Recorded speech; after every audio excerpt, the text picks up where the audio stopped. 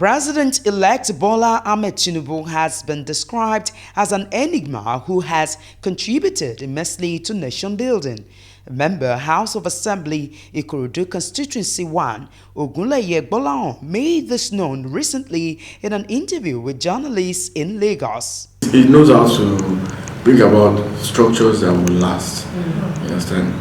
And we are trying to run down past presidents. You understand? They've tried their best, but with every passing day, there is an improvement in the leadership of the country.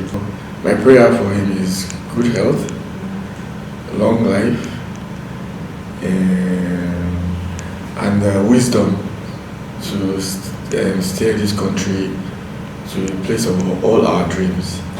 Yeah, by God's grace, he will get it done, and he will start and he will leave a legacy that nobody will be able to depart from, in terms of living institutions that will stand the test of time.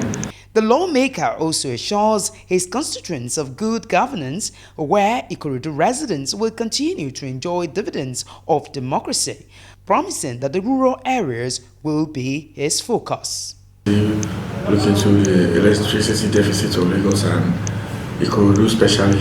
I'm going to make sure that happens with the rural areas that have been developed.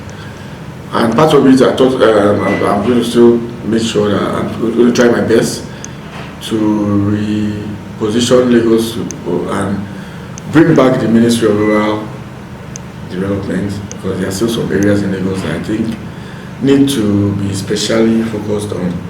And the Ministry of Rural Development will do all that in terms of, once it's well funded, in terms of giving them the infrastructure they need, the electricity they need to look like I said, the rest of Lagos.